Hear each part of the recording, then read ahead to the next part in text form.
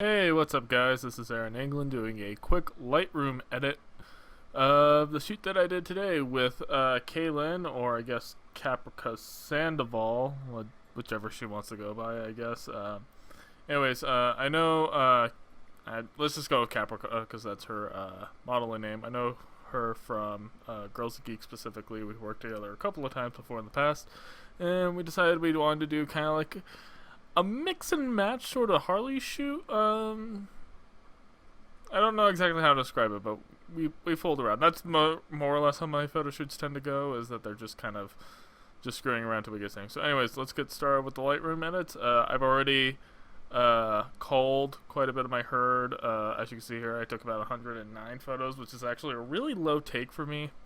And upon my first sweep, I ended up with 24 images, which is a pretty decent haul for like just a really quick shoot here. So I'm gonna go ahead and get started. So as you can see here, I'm mostly just playing with sliders based on look. I more or less have a style guide based on how I edit these, and part of that really depends on how my exposure is when I shot. When you shoot, always shoot to just get your exposure right. That way when you're editing, you can just do what you want to do. I'm also more or less just eyeballing this. I think I want to cool her off a bit here. I'll try to do my best to explain what I'm doing as I go along, but, you know, obviously I don't normally talk while I'm editing, so this is kind of a weird thing that I'm doing. So let's see. Go ahead and use the backslash key to toggle between before and after. Definitely making her look cooler and more contrasty here, but yeah, let's pump up the warmness just a little bit. It's kind of cool that was naturally warm. All of this was shot on my D600, my full frame DSLR, and I was using an 85 1.8 for the whole thing. I was pretty much hanging around between 2.5. I may have changed it a few times. We had a really nice overcast day, so all of this was shot natural lighting.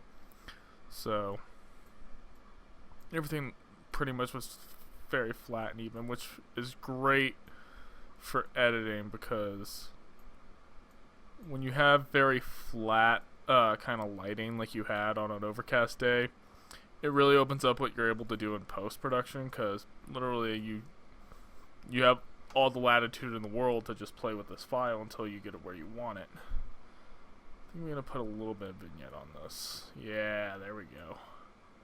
Kind of brings your eyes into her a little bit more. And so yeah, so that's where we start, that's where we end. Kind of crushing her blacks quite a bit. Not totally crushed.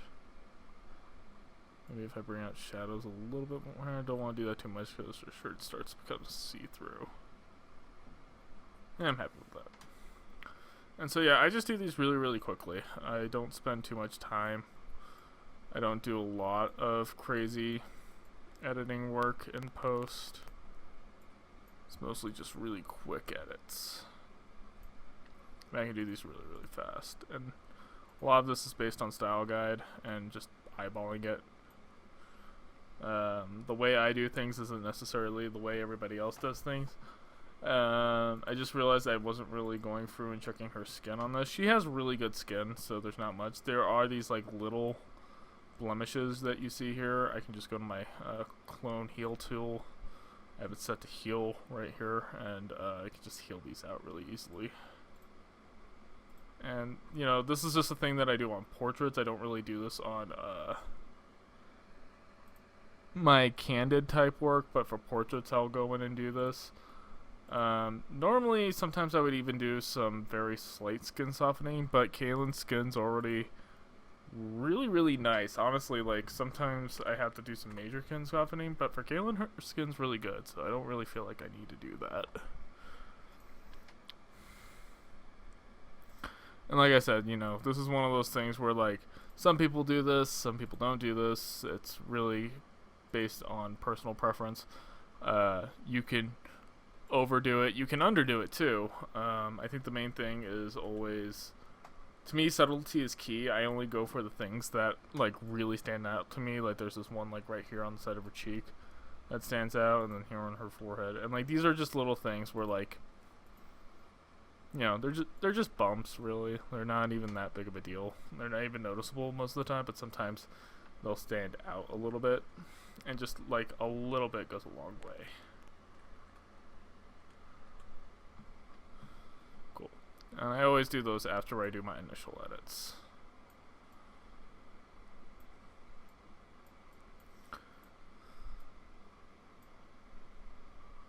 I like how warm these photos came out. Normally you don't see that much warmth come out. Well, we did not want to do strong. I do like contrast, but in my experience, these point curve linear contrast tends to be a little bit much. And you don't really have that much control over how much. That's why I normally like just using the contrast slider right up here. Because that one just works out really well. This was a really cool shot. Some of these don't even look like they need that much editing, but I'm doing it anyways. Because stylization. Clarity, I try not to go over 10, 15 sometimes if I feel like it needs a little extra sharpness. All clarity really does is add contrast to your midtones. And as a result, you get a little bit more faux sharpening, I guess, because, you know, you can't really recover anything if it's not in focus. But you can kind of make it look sharper with clarity, and that's more or less what that does. It just gives it a little bit of punch. I like that. I like my images to look detail-y, like they have a lot of detail in them.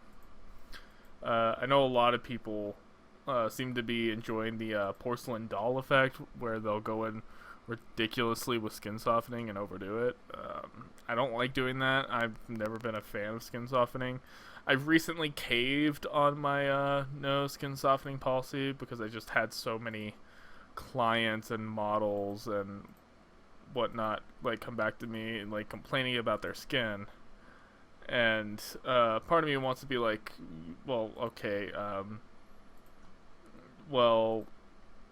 this is what your skin looks like.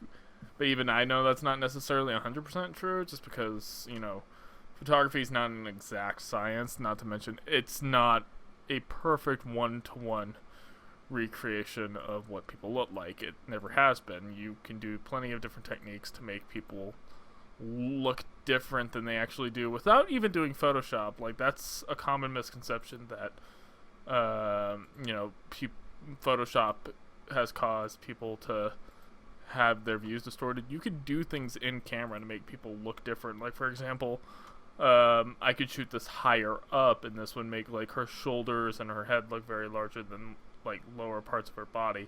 That's why you have the things like the MySpace angle that we talk about quite a bit. And I realized I just referred to it as a MySpace angle, which makes me sound super fucking old. I really love the colors of this. Normally when I'm shooting these kind of things, I like doing black and white.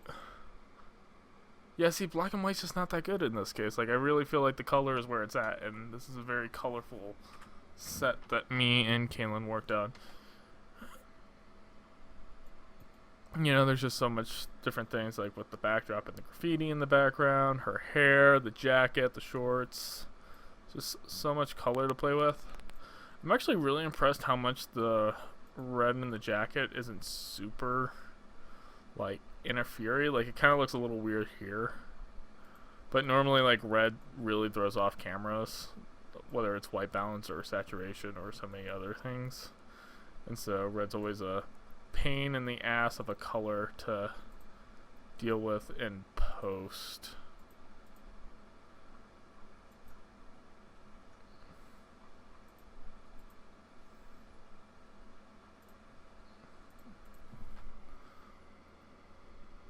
I feel like that's a little bit too much contrast. Let's bring it down a little bit.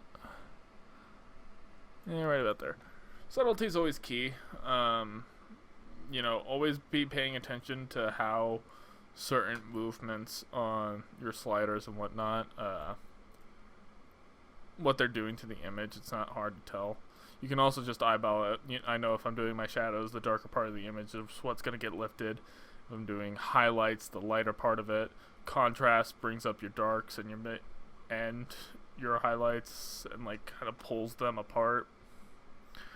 Just pay attention to your Instagram. That's actually very good point of reference, is to kind of just see what your histogram's doing, because like when you have a really flat histogram like this, it means like you're kind of all over the place, but it also means you have a lot of latitude to play with. I really love this picture. Let's see. I'm gonna bring my... Whoa, I didn't realize I brought my whites up. I don't normally do that.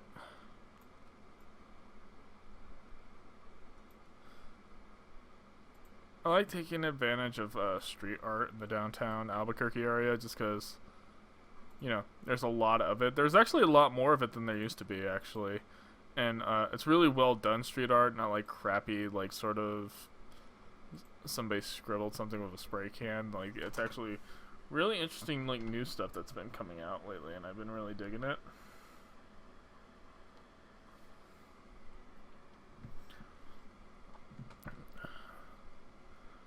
Really happy with how the shoot came out. Jeez. Whoa, realized I went a little overboard on the clarity. That happens sometimes. You really have to kind of pay attention to what you're doing.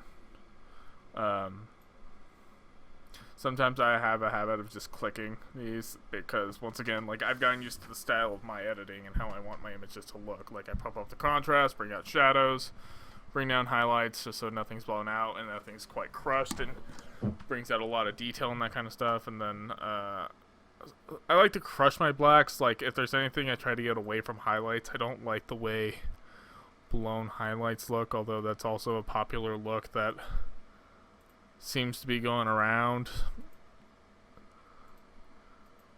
But, you know, it's one of those things where, like, everybody's, you know, preferences and styles are different. I didn't mean to do that. I wanted to look at this. So yeah, so that's the before, after. So the main thing you notice is just what I did to the contrast. Contrast is the thing that I like to play with the most. It was also a really windy day today, but with the way Kaylin's hair is, I actually think the wind actually did us a favor. Normally the wind is a pain in the ass to deal with, but today, because her hair is so short and she has this kind of like undercut, pixie cut sort of thing going, it works, and I really liked what it did for us. Why do I keep... See, let's remove my whites a little bit, because her face still looks a little blown out.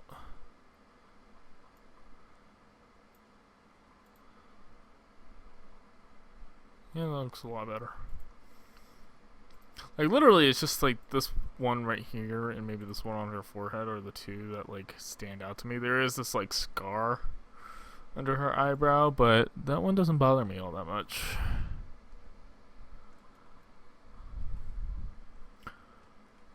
Really loving the color in these. What ISO am I at? I'm like at 200 right here. Oh yeah, no, I was shooting nice and low, so my color detail is pretty rock solid over at 200 ISO.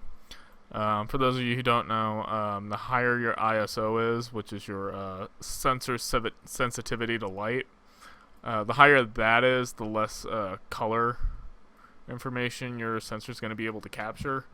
And when that happens, I normally end up just putting those photos in black and white. But when you're shooting like really low, like close to base ISO, like my camera's base is 100, so at 200 that's only a stop higher, and so all this color detail is like relatively intact, so it looks really good. I wonder if I warm you up a little bit.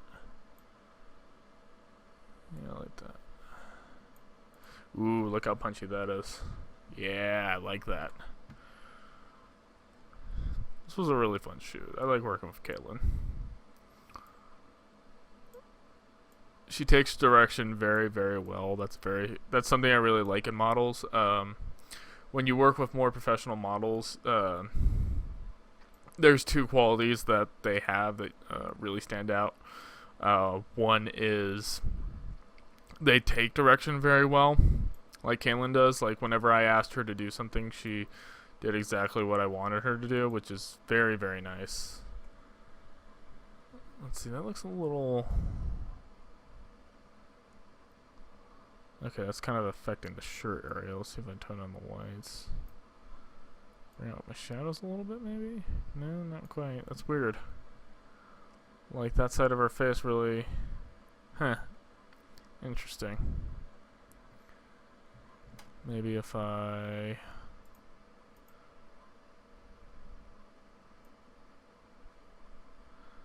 Huh. This photo's behaving oddly, but it still looks good and I like it, so we'll keep that. Anyways, where was I? So yeah, they take direction very well, and also part of that, they need less direction. Like, I've worked with models before that have been doing it for such a long time and have gotten so good at it that you don't even really need to pose them. They kind of just go on the move right away and get into positions, and maybe you have to make some micro adjustments, but for the most part, they just start giving you different looks constantly, and when you see a look you like, you can just tell them to hold it, and they will. And that's just one of those things that, you know, you get used to as you shoot longer. This one's a little blown out, as you can see here. Yeah, there's no highlight clip, but it says it's clipping. I guess it's on the verge of clipping. So, like, if I do that... yeah, see, right up here, it's clipping. That's where that red signal, so... That's not a big deal. I don't mind if there's a little clipping somewhere, but I am going to bring down my highlights a little bit. Pump up my shadows for the detail. Bring down my whites to bring back detail in her skin. Black for crushing, getting more contrast. Where are my blacks crushing? So, like, yeah, see, once again, I'm crushing my blacks here, but it's only in these really small parts that are already in shadow. I don't care if you can't see those. That's not a huge deal to me. Sharpness looks relatively good, maybe off by a little bit, but I'm in a constant balancing act of either being too picky or not picky enough. In this case, I'm not trying to be too picky because I was relatively happy with that. When you're shooting portraits, you're always aiming to get the eyes in focus. In this case, it looks like it's relatively nailed. She's relatively far away from the camera, so the depth of field is a little bit larger. But yeah, look at that difference though. From where it started, it looks really flat, and then I just kind of punched it up just a little bit. She has a really good neckline. That's one thing I'm noticing with her. So yeah, once again, you have another case where it's looking a little blown out in the background, so I'm gonna really bring down my whites and highlights to kind of keep that in check. Bring up my shadows, but crush my blacks.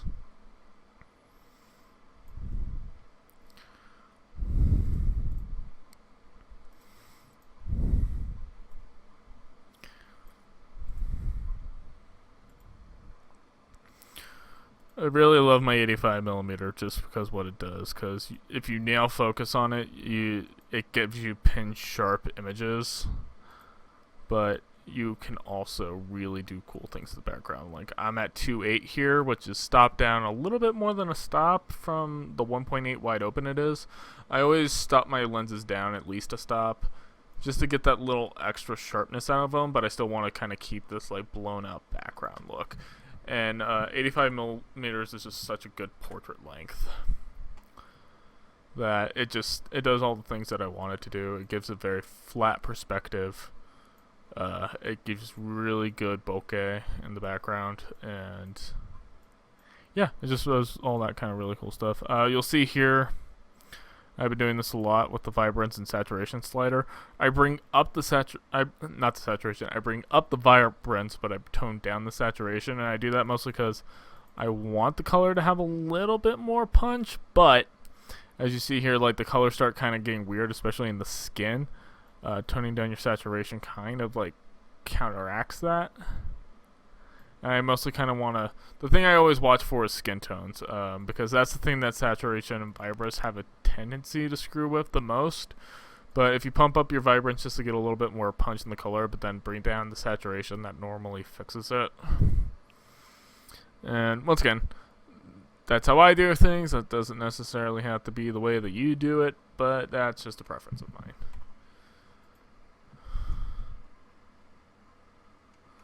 Once again, some people would do way more than I do. Some people would do way less than I do. All these are shot in RAW, by the way. Didn't know if I made that clear. If you're going to be editing in Lightroom, there's really no point to not be shooting in RAW, because, if you're shooting in JPEG, this isn't fun. I could show you a editing JPEG versus editing RAW comparison, and there's a noticeable difference between the two formats when you're editing, just based on fill. Like, you can get away with some things in JPEG as long as you nailed your exposure, but it's just one of those things where it just doesn't hold together as well as RAW does, and that's for obvious reasons. Like, RAW is the uncompressed format. It's all the information that the sensor read is all there, so you can pretty much do whatever you want with it, whereas JPEG is a compressed file. Like, you told the camera, hey, you go ahead and do all this work for me, I don't want to have to do it later in post, which some people do it, some people don't do it. I'm team RAW. I pretty much shoot exclusively in RAW. I don't like shooting in JPEG. I never really see a reason to shoot in JPEG because I'm going to process these. Anyways, there is some weird things that you'll see when working with clients. They'll ask for, like, untouched photos and, like, all that other kinds of stuff, and but they want you to send untouched JPEGs, which is weird, in my opinion. Obviously, everybody has a different preference for different ways of doing it. I normally will just be like, hey, I'm just gonna do my initial edits, and just send you those. I think most people assume that when you say you're going to do edits, you're gonna Photoshop the crap out of something. Obviously, I don't do that, because over the course of maybe 20 minutes, I've gone through over 20 photos, so that's like almost a minute a photo. Like, I don't spend a lot of time doing that, because I don't like overdoing it. I think that as a photographer, which is what I consider myself to be, like, most of my work should be done at the shoot. Composition, exposure, all that other kinds of things. Like, editing is like just where I take everything and just kind of put it all together, not necessarily the place where I completely remake whatever I did at the photo shoot. Once again, that's in no way signifies that other photographers are not photographers for photoshopping and doing crazy things to it. Photoshop gets a bad rap. I'm gonna say that right now. Everybody kind of associates it with making models look super skinny when they're really not that skinny, and creating a false perception, and like those things, those happen. I'm not gonna deny that happens, but I think Photoshop is a very powerful tool for creating art, and I think that's kind of one of the things. People will use it specifically to stylize their images, to do something different, to kind of create something that wasn't previously possible in photos. And some of that I just never got into. I just kind of went the way I went. I like editing in Lightroom because it's a good workflow. It's fairly intuitive, and it's a really responsive program, and for me, it does all the stuff I want it to do. I also come from a photojournalistic background, so I'm never going to do any of that crazy stuff in Photoshop in the first place. Although, obviously, like I mentioned, if this was like a photojournalistic gig, I wouldn't do the clone healing stuff that I'm doing here, because this is one of those things where this is highly unethical for photojournalism. But this wasn't a journalistic shoot. This was a candid, not even candid. This was just a posed portrait shoot. Like, there's nothing photojournalistic about this. I wasn't documenting an event. I wasn't, showing people what was happening. I was doing a photo shoot with a friend of mine, and that's a little bit different. And I think photography needs to be treated differently depending on the context. Like, for the example, for this, I have no problems with healing out blemishes, but if this was a photojournalistic, like if I was covering an event or a story, I wouldn't alter any of this kinds of stuff if I was like at a press conference and somebody was giving a speech, say the police chief or something. I'm sorry, police chief, but I'm not going to take the time to fix any problems you have with your skin. That is not my job. At least not as a photojournalist. I realize this has been one of the most rambly fucking photo edits sessions that you've probably ever had to deal with in your entire life. And I hope you enjoyed it. So that's pretty much it. I'll probably end up going through all these to go ahead and just like make sure I'm happy with all of them. See if there's anything I feel like needs to be fixed, and then I'll export these and do all that other kinds of stuff. But yeah, that's more or less my process for editing still images. I obviously skipped the boring culling part, and I also am not going to show you exports because I export differently depending on anything. But more or less, that's how I do things. So, hope you guys have a good one. Peace!